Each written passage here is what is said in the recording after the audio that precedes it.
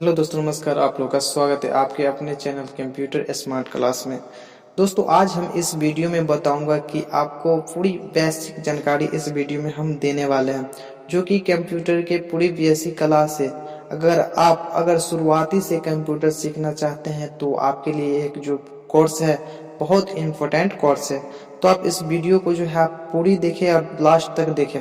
और इस वीडियो में हम जो भी बताने वाले हैं आपको, हम इस वीडियो में पूरे स्ट्रक्चर के साथ हम तैयार किए हैं और पूरा स्ट्रक्चर के साथ आपको हम बताने वाले हैं, जो कि हम इसमें बताएंगे कि मॉनिटर क्या है और उसके कितने प्रकार होते हैं, और साथ में आपको बताएंगे कि सीपीयू क्या है और कितने प्रकार के होते हैं। तीसरा स्टेप है मेरा जो कि कीपैड जो है क्या है और उसके कितने प्रकार होते हैं और कीबोर्ड किसने बनाया, साथ ही हम ये भी इस वीडियो में डिस्कस करने वाले हैं। चौथा स्टेप है मेरा कि माउस क्या है और उसके कितने प्रकार होते हैं और माउस को कौन बनाया और क्यों बनाया, इसका भी हम जानकारी इस वीडियो में हम देंगे। और साथ में आपको बताएंगे कि माउस की आवश्यकता क्यों है, क्योंकि जब बगैर माउस का हम चला लेते हैं तो मेरा माउस का आवश्यकता क्यों है। तो आपको ये इम्पोर्टेंट पॉइंट है, एक तरह से आप कह सकते हैं इसको। तो आप इस वीडियो को पूरा देखें शुरू से अंत तक, और इस वीडियो में हम सारे एक कवर करने वाले हैं। और अभी तक आप मेरे चैनल को सब्सक्राइब नहीं किए हैं तो प्लीज़ सब्सक्राइब कर दीजिए और बेल आइकन घंटी को दबाना ना भूलिए। और वीडियो को एक लाइक जरूर कीजिए, और अपने दोस्तों के साथ व्हाट्सएप पर शेयर नहीं किए हैं तो प्लीज शेयर कीजिए। सबसे पहले बात करते हैं दोस्तों कि मॉनिटर कितने प्रकार के होते हैं आखिर। तो आपकी जानकारी के लिए हम बता दूं कि मॉनिटर जो है 3 प्रकार के होते हैं, जो कि आपको ये पहला मॉनिटर का जो काम होता है, मॉनिटर एक आउटपुट डिवाइस है। इसका विजुअल डिस्प्ले यूनिट भी कहा जाता है, यानी कि इसको शॉर्ट फॉर्म में कहे तो VDU के भी नाम से जाना जाता है। यह देखने में टीवी की तरह होता है। मॉनिटर एक सबसे महत्वपूर्ण आउटपुट डिवाइस है। इसके बिना कंप्यूटर अधूरा होता है। आप कह सकते हैं अगर मेरे पास डिस्प्ले या मॉनिटर न रहा तो इसके बिना कंप्यूटर अधूरा रहता है, क्योंकि मेरे पास अगर डिस्प्ले नहीं रहेगा तो हम आउटपुट नहीं देख सकते हैं और ये अधूरा रहेगा। और यह आउटपुट को अपनी स्क्रीन पर सॉफ्ट कॉपी के रूप में प्रदर्शित करता है। ये जो है अपने जो सीपीयू से आप जो कमांड दीजिएगा, ये सॉफ्ट कॉपी के रूप में जो है अपने डिस्प्ले पर जो है ये कमांड देता है, जो कि ये मेरा डिस्प्ले है। जो भी हम कमांड देंगे सीपीयू से, मेरा इसी डिस्प्ले पे यानी कि देखने के लिए मिलेगा। इसी प्रकार से कर लेते हैं दोस्तों कि मॉनिटर द्वारा प्रदर्शित रंग के आधार पर यह 3 प्रकार के होता है। और जिसमें आपका पहला मॉनिटर है वो है मोनोक्रोमोमीटर, जो कि यह 2 शब्द से मिलकर बना है। मोनो अर्थात एकल, यानी कि सिंगल, क्रोमो रंग से मिलकर बना है, इसलिए इसे सिंगल कलर डिस्प्ले भी हम कहते हैं। तथा यह मॉनिटर आउटपुट को ब्लैक एंड व्हाइट के रूप में प्रदर्शित करता है। यानी ये जो मॉनिटर है आपको बहुत पुराना वर्जन है, फर्स्ट वर्जन यही है मेरा मॉनिटर का, जो कि ये मॉनिटर है आपको ब्लैक एंड व्हाइट के रूप में मेरा रंगों के आधार पर ये प्रदर्शित डिस्प्ले पिक्चर को करता है। अब बात कर लेते हैं दोस्तों आपका जो दूसरा मॉनिटर है, ग्रे स्केल। यह मॉनिटर जो है मोनोक्रोमो जैसा ही होता है, लेकिन यह किसी भी तरह के डिस्प्ले को ग्रे शेड्स में प्रदर्शित शो करता है। इस प्रकार के मॉनिटर आधारित हैंडिंग कंप्यूटर जैसे कि लैपटॉप में प्रयोग किया जाता है। आपके लिए जानकारी के लिए बता दूं, ये जो मॉनिटर होता है, ये हम मॉनिटर जो है आपको लगा रहता है किसी भी हॉस्पिटल लाइन में जो होता है उस जगह पे लगा रहता है, जैसे एक्सरे वगैरह करने के लिए इसमें डिस्प्ले जो है हैंडिंग के रूप में दिखाया जाता है, इसके लिए मॉनिटर लगाया जाता है, उपयोग किया जाता है। बात करते हैं आपका तीसरा मॉनिटर जो रंगीन मॉनिटर। ऐसे मॉनिटर जो RGB यानी कि रेड, ग्रीन, ब्लू विकिरणों में से समायोजन के रूप में आउटपुट को प्रदर्शित करता है, जो कि हमारे डिस्प्ले पर आप देख रहे हैं इस प्रकार से जो है डिस्प्ले में आउटपुट के तरह प्रदर्शित करता है, जो कि हर रंगों में होता है। सिद्धांत के कारण ऐसे मॉनिटर उच्च रेजोल्यूशन में ग्राफिक्स को प्रदर्शित करने में सक्षम होते हैं। कंप्यूटर मेमोरी की क्षमता अनुसार ऐसी मॉनिटर 16 से लेकर 16 लाख तक रंगों को आउटपुट प्रदर्शित करते हैं, इसमें करने की क्षमता होती है। जो कि आप इस सामने देख रहे जो मॉनिटर है आपके, इसमें बहुत सारा रंग होता है। 16 से लेकर 16 लाख तक रंग होता है, जो कि आप जिस भी रंग का यूज कर ले सभी रंग आपको यहाँ पे डिस्प्ले पे देखने के लिए मिल जाएगा। तो आपकी जानकारी के हम लिए बता दूं कि आकार और बनावट के आधार पर मॉनिटर 4 प्रकार के होते हैं, जो कि आपका पहला मॉनिटर है CTR मॉनिटर, दूसरा मॉनिटर है फ्लैट पैनल मॉनिटर, और तीसरा जो मॉनिटर है LCD मॉनिटर, और चौथा जो मॉनिटर है आपको LED मॉनिटर, जो कि ये 4 प्रकार के होते हैं। और इन चारों के बारे में हम बारी बारी से हम पूरे स्ट्रक्चर जानने वाले हैं इस वीडियो में। तो आप लोग वीडियो में बने रहें, और चैनल को अभी तक सब्सक्राइब नहीं किए हैं तो प्लीज सब्सक्राइब कर दीजिए और बेल आइकन घंटी को जरूर दबा लीजिए। बात कर लेते हैं CTR मॉनिटर के बारे में।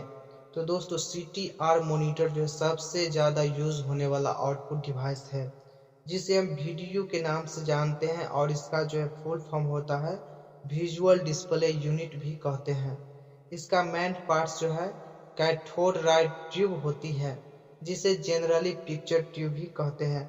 अधिक मॉनिटर में पिक्चर ट्यूब एलिमेंट होते हैं जो टीवी सेट के समान होते हैं। यह ट्यूब CRT कहलाती है।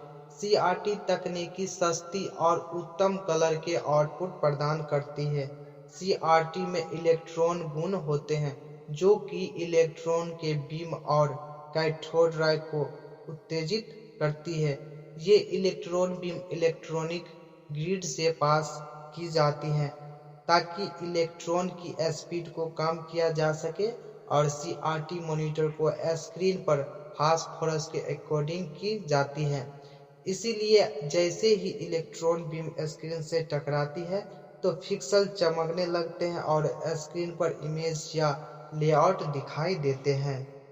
दोस्तों ये जो मॉनिटर है आपका, ये CTR मॉनिटर है, और इसमें जो डिस्प्ले दिखाता है वो इलेक्ट्रॉन के जो है स्पीड, यानी कि टकराने से जो है बीम को टकराने से जो है आपको जो है इस पे पिक्सल दिखता है।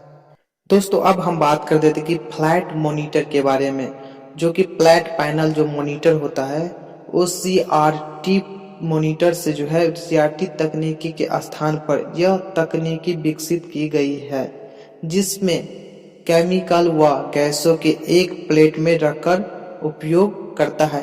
यानी कि जो ये जो मॉनिटर बनाया है ये केमिकल और गैसों से मिलके बना होता है। यह बहुत पतली स्क्रीन होती है, यानी कि इस मॉनिटर का जो है शीशा यानी बहुत पतली होती है, इसीलिए इसका नाम जो है फ्लैट पैनल, वजन की हल्की तकनीकी के नाम से इसको फ्लैट पैनल नाम रखा गया है। और इसका वजन जो है बहुत हल्की होती है, और ये बिजली भी बहुत कम खपत में खाती है। इसका काम करने वाली होती है। इसके द्रव्य क्रिस्टल डिस्प्ले भी कहा जाता है। इसको LCD तकनीकी प्रयोग की जाती है, यानी इसको हम LCD भी बोल सकते हैं। इसको CRT तकनीकी की अपेक्षा स्पष्टता होती है। इसका यूज लैपटॉप आदि में किया भी जाता है, यानी कि ये जो डिस्प्ले है यानी शीशा, इसका जो है लैपटॉप में भी यूज होता है। अब बात करते हैं आपका तीसरा मॉनिटर है जो LCD। इसको हम LCD का फुल फॉर्म कहते हैं लिक्विड क्रिस्टल डिस्प्ले भी हम इसको कहते हैं।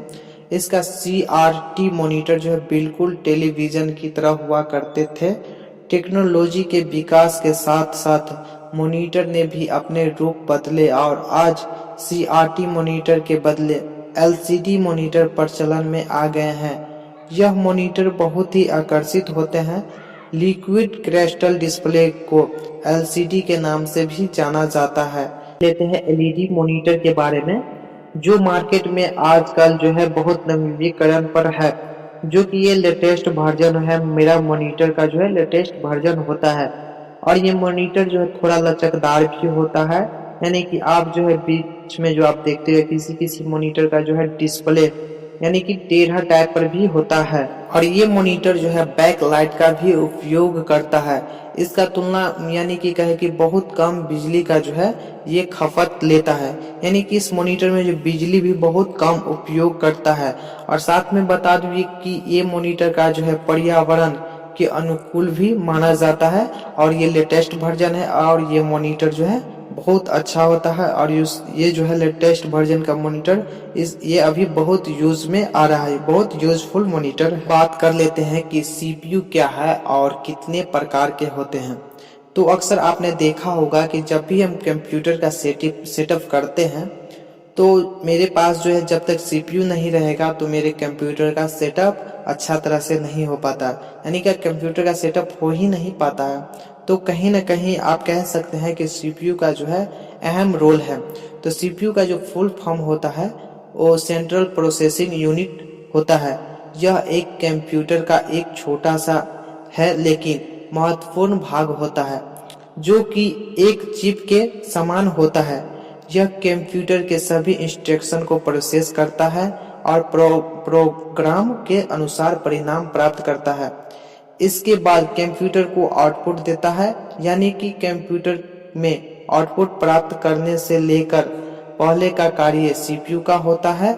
यह इंस्ट्रक्शन को सेंट्रल और प्रोसेसर करता है, तभी कोई परिणाम मिल पाता है। जैसे कि हम बात करें दोस्तों, सेंट्रल का जो चिप होता है यही एक छोटा सा चिप है और इसी चिप से जो है हम पूरा इंस्ट्रक्शन को जो है इंक्लूड करते हैं और इंस्ट्रक्शन जो है प्रोसेस करता है। बात करते हैं कि सीपीयू कितने प्रकार के होते हैं।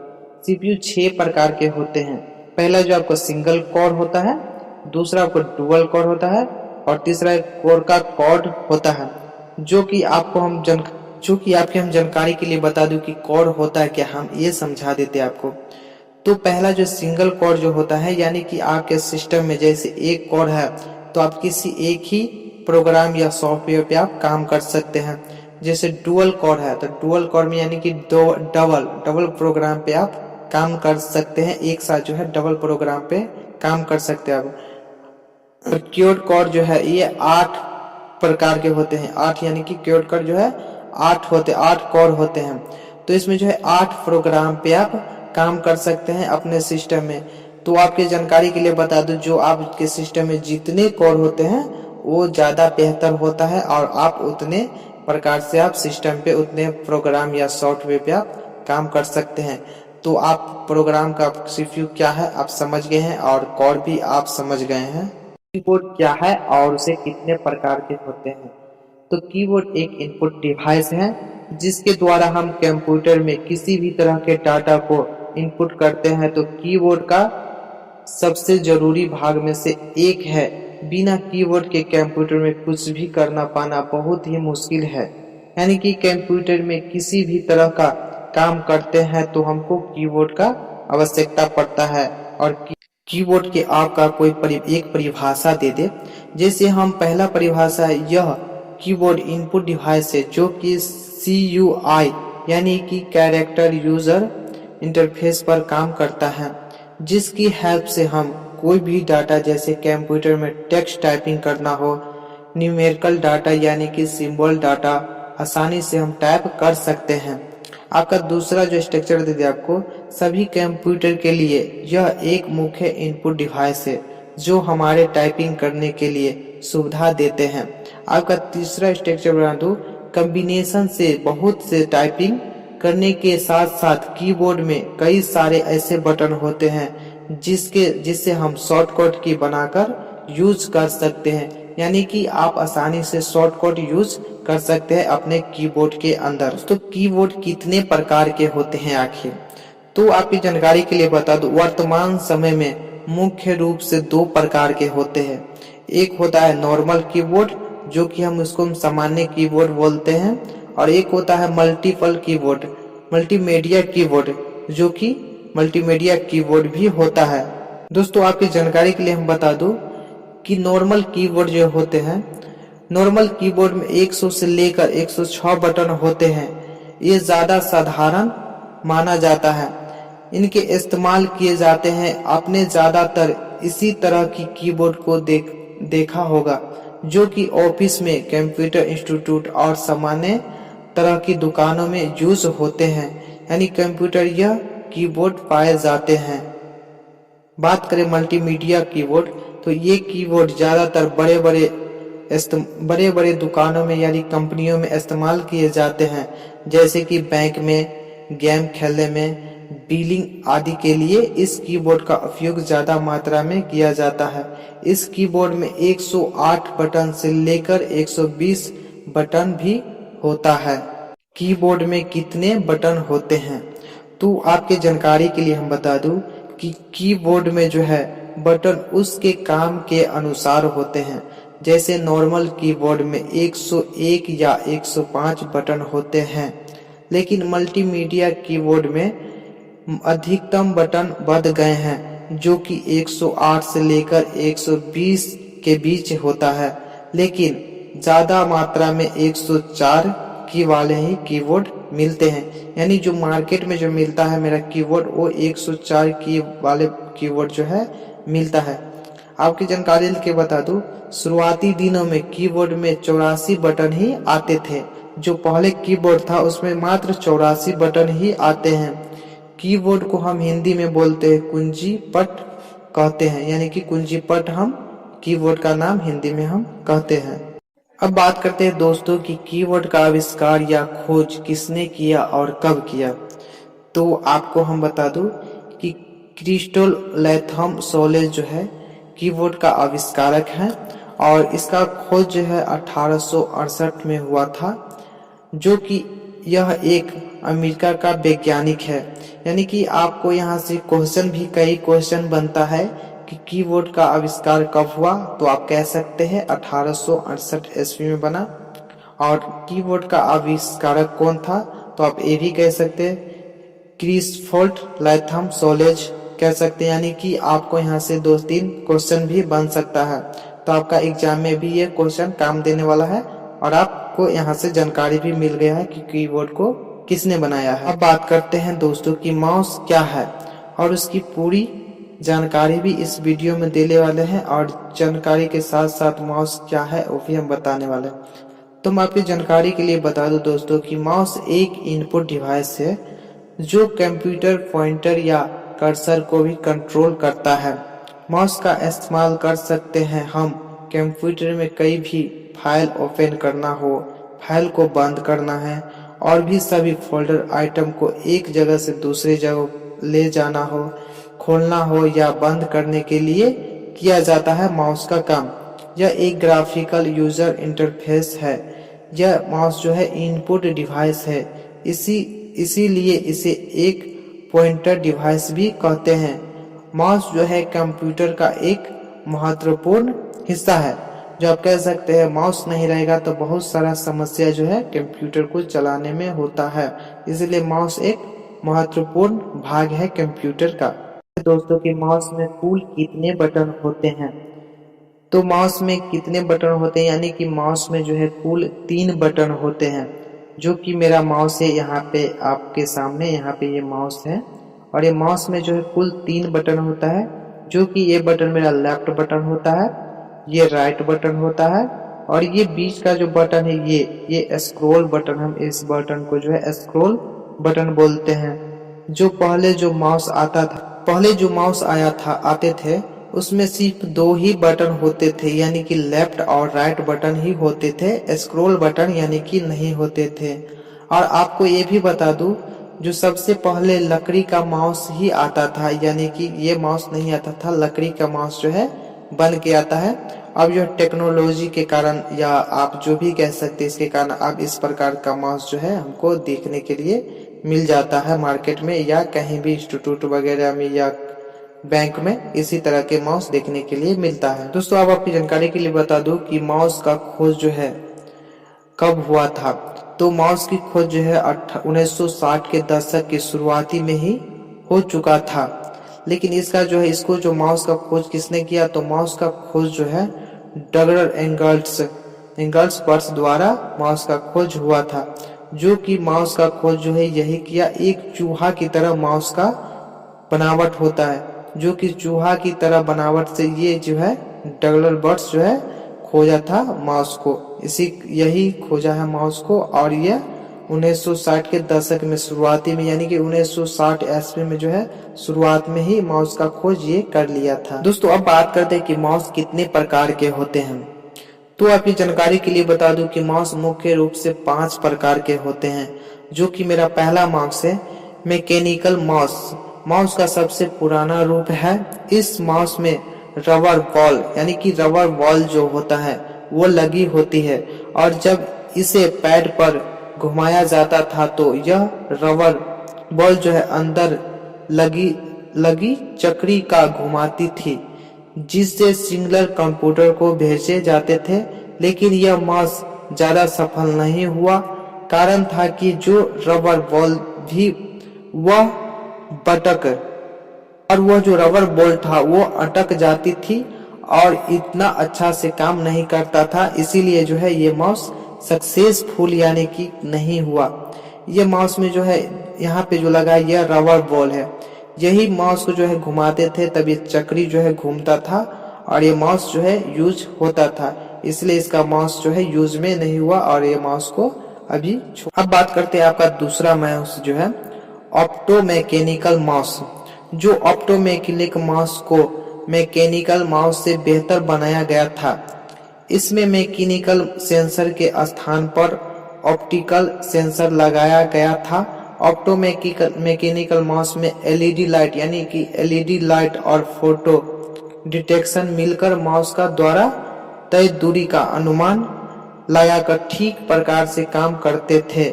लेकिन इस मॉडल में भी कुछ खामियां थी।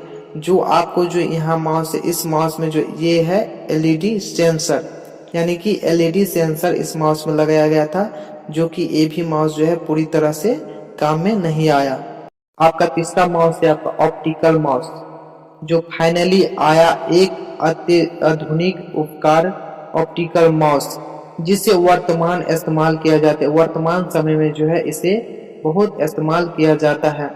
इसमें एलईडी लाइट का प्रयोग माउस द्वारा तय की गई है। दूरी को डिटेक्ट करने के लिए किया जाता है। इसमें कई घुमाने वाला पुर्जा नहीं होते हैं, यानी कि इसमें कोई घुमाने वाला पुर्जा नहीं होता है। इसमें ओनली एलईडी लाइट यानी कि एलईडी सेंसर से ही इसका काम जो है होता है, जो कि आपको इसमें देख रहे हैं यहाँ पे एलईडी सेंसर लगा है, एलईडी लाइट यानी लगा है। इसमें हम माउस को जैसे माउस पैड पे घुमाते हैं तो मेरा सेंसर लाइट की जैसे सेंसर काम करता है। ये माउस आसानी से ये काम करता है। ये लेटेस्ट वर्जन जो है वर्तमान में बहुत इस्तेमाल होने वाला माउस है। करते कि वायरलेस माउस, जो कि वायरलेस माउस भी एक ऑप्टिकल माउस है, लेकिन इसमें तार नहीं होते हैं, बल्कि माउस का पावर देने के लिए एक बैटरी होते हैं और कंप्यूटर में एक रेडियो रिसीवर लगाया जाता है। यानी कि ये जो है माउस जो है बगैर वायर का होता है। ये जो है कंप्यूटर में आप लगा दीजिए और इसमें कोई तार नहीं होता है वायरलेस माउस में, और आप इस माउस को जो है यूज कर सकते हैं। इसके बैक साइड में एक या दो बैटरी लगता है, किसी किसी माउस में एक बैटरी लगता है और किसी किसी माउस में जो दो बैटरी लगता है, और इसको लगाने के बाद इसको माउस को आप आसानी से यूज कर सकते हैं और ये ऑप्टिकल माउस है। बात करते हैं ट्रैक बॉल माउस। जो ट्रैक बॉल माउस होता था, यह एक ट्रैक बॉल माउस लगी होती है, बॉल लगी होती है। इस बॉल के मदद से माउस के कर्सर को कंट्रोल किया जाता था, लेकिन इस माउस को कर्सर को कंट्रोल करने में काफी दिक्कत आती थी, इसीलिए ये माउस ज्यादातर सफल नहीं हो पाया। और अभी जो है लेटेस्ट वर्जन में ऑप्टिकल माउस जो है अभी ज्यादा तेजी से रनिंग करता है। करते हैं दोस्तों इम्पोर्टेंट आपका स्ट्रक्चर है, माउस की आवश्यकता क्यों होती है आखिर। तो माउस कंप्यूटर स्क्रीन को डीपीआई यानी कि पिक्सल में बांट देता है। अगर आप बाजार में माउस खरीदने जाइएगा तो उस डब्बे पर उसकी डीपीआई लिखी रहती है। जो डीपीआई की फुल फॉर्म होता है डॉट पर इंच, यानी कि एक वर्ग इंच में कुल डॉट की संख्या। अब ये डीपीआई जितने ज्यादा लो होते हैं आप उतने ज्यादा बेहतर ग्राफिक्स तैयार कर पाएंगे, लेकिन साधारण काम के लिए कम डीपीआई भी काम चल जाता है। तो यानी माउस का जो उपयोग है डीपीआई जो होता है वो डीपीआई पे जो है आप ग्राफिक्स जो है ज्यादा यूज कर सकते हैं, यानी कि अच्छे से अच्छे ग्राफिक्स यूज कर सकते हैं। बट नॉर्मली काम के लिए आप कोई भी माउस का आप इस्तेमाल किया जा सकता है। आपको मेरा वीडियो ये अच्छा लगा हो तो आप मेरे वीडियो को लाइक कीजिएगा और चैनल को अभी तक सब्सक्राइब नहीं किए हैं तो सब्सक्राइब कर लीजिएगा और बेल आइकन घंटी को जरूर दबा दीजिएगा। तो चलिए दोस्तों, मिलते हैं अगले वीडियो में, तब तक के लिए नमस्कार।